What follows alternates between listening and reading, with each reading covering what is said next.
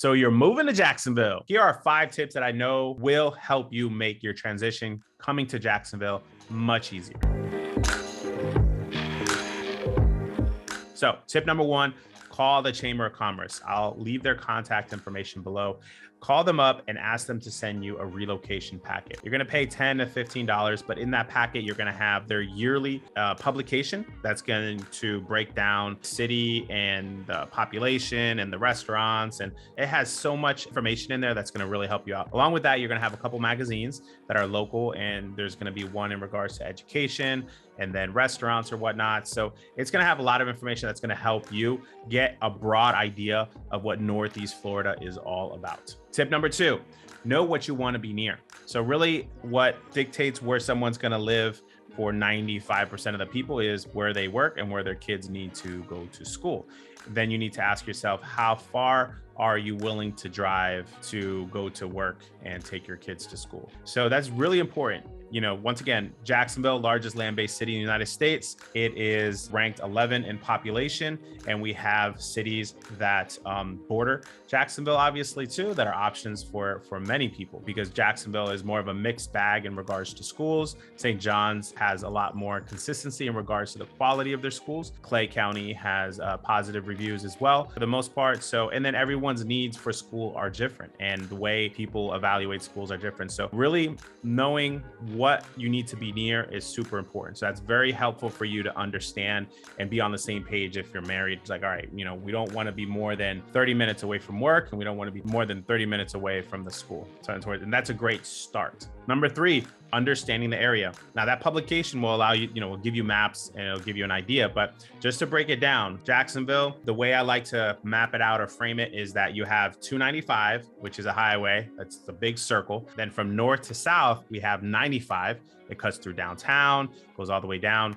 And then from west to east, you have 10 that goes about towards the middle of Jacksonville. And then from that area, it goes to the beaches. It's a bullseye. And that's how I look at it. It's a bullseye. It's very spread out. So it's very important to understand each area is very different and get an idea of what the price points are in those areas as well, which really leads us into our next tip. What can you afford? And I guess a better statement is, what are you willing to afford?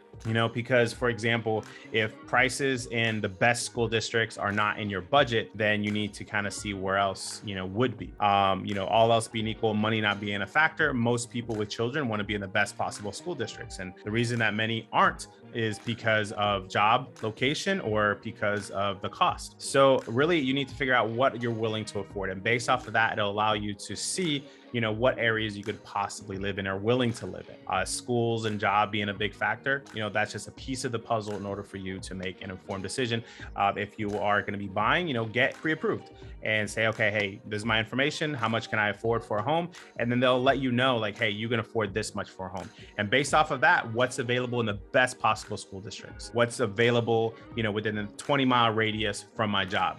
These are great starting options. Now you need to ask yourself, and this is where things get a little fuzzy for certain people. If we found your dream home, but it's an hour away in an average school district, would you consider it? There's no right or wrong answer to that. But some people are like, absolutely not. This is what I want. Boom. Other people are like, ooh, I don't know. Is my dream home? Like, I'm willing to drive an hour. Schools to me are a resource, and I'm responsible for my child's education. So if it's an average school, an okay school, I'm willing for them to go there so that we live in the home.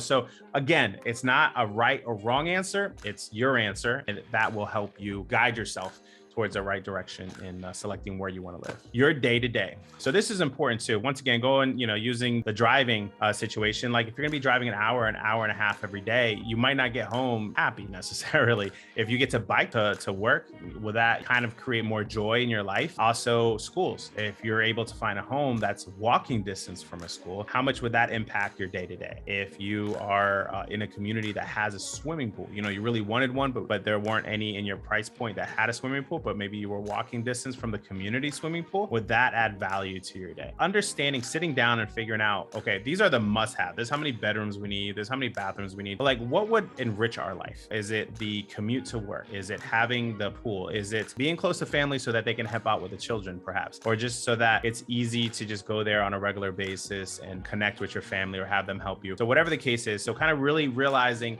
what are the things that will really, make you appreciate where you live. And those things are important to understand as well. So that way, when you're looking, you might find an average home. Oh, man, this is right next to family. It's right next to the highway. So I'm only 5 minutes away from work. I'm not going to be stressed out when I get home. I've seen people select a home that they like because it's close, but then the bathrooms are super small, or the kitchen is super small. And then how do you feel about that every single day? Your day-to-day matters. And that's something not enough people talk about, when they're evaluating a home or where they want to live. If you're going to have to live with this every single day, how's that going to impact your life? And if it's going to be extremely negative, then just remove that option, right? You don't want to live like that. I have a last tip for you, and I think is equally as important, is make sure you're working with a competent, experienced real estate agents in the area to help you out, especially if you're completely new to the area, to at least guide you and let you know what areas will fit what you're looking for. And of course, if we could be of any value, please shoot us an email at info@rphomegroup.com, and we'll be more than happy to help you, whether you're thinking about selling or buying or investing here in Northeast Florida. Thank you for watching the video. If you want to see more videos like this, please subscribe and smash the like button so that we know that you like what we're doing, so we'll do more of it.